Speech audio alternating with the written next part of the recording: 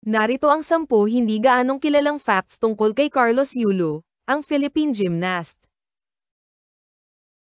Young prodigy, nagsimula si Carlos Yulo sa gymnastics sa edad na 7 pagkatapos panoorin ang kanyang lolo, na mahilig sa sports. Ang kanyang maagang interes ay humantong sa may sensinang pagsasanay sa Gymnastics Association of the Philippines, GAP, sa ilalim ng mga lokal na coach. Pagsasanay sa Hapon, sa edad na 16, lumipat si Yulo sa Japan sa isang scholarship upang magsanay sa ilalim ng coach Munehiro Kugimiya. Ang hakbang na ito ay napakahalaga sa pagpino ng kanyang mga kasanayan at pagkakaroon ng internasyonal na pagkakalantad, na nagpapahintulot sa kanya na makipagkumpetensya sa pinakamataas na antas. Unang Filipino World Champion, gumawa ng kasaysayan si Carlos noong 2019 nang manalo ng gintong medalya sa floor exercise sa World Artistic Gymnastics Championship sa Stuttgart, Germany. Ang tagumpay na ito ay minarkahan ng unang pagkakataon na nanalo ng world title ang isang Filipino gymnast. Bilingual, dahil sa kanyang mga taon ng paninirahan at pagsasanay sa Japan, naging matata si Yulo sa wikang Hapon.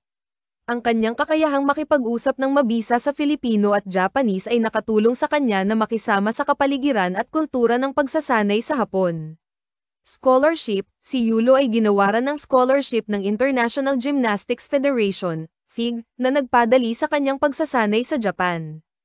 Ang pagkakataong ito ay nagbigay daan sa kanya na ma-access ang world-class na mga pasilidad at coaching. Olympic debut, ginawa ni Carlos ang kanyang Olympic debut sa Tokyo 2020 Games, kung saan siya ay nagtapos sa ika-4 na pwesto sa vault, halos kulang ng medalya. Sa kabila nito, ang kanyang pagganap ay nakakuha sa kanya ng pagkilala para sa kanyang husay at determinasyon sa entablado ng mundo. High performance focus, kilala si Yulo sa kanyang maselang atensyon sa detalye sa pagsasanay.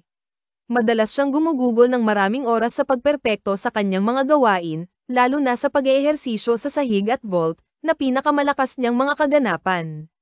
May inspirasyon ni Kohei Uchimura, iniidolo ni Carlos ang Japanese gymnast na si Kohei Uchimura, isang multiple-time world champion at Olympic gold medalist.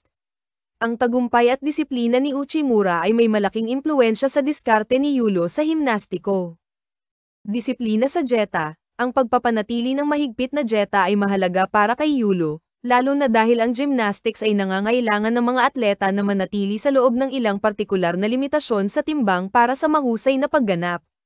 Ang kanyang dieta ay maingat na pinamamahalaan upang mapanatili ang lakas at liksi nang hindi nakakakuha ng labis na timbang.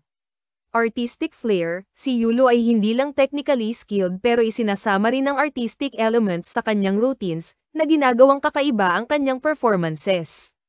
Ang kanyang mga gawain ay kilala para sa kanilang pagkamalikhain, pagkalikido, at pagpapahayag ng mga galaw, na naging kanyang signature style.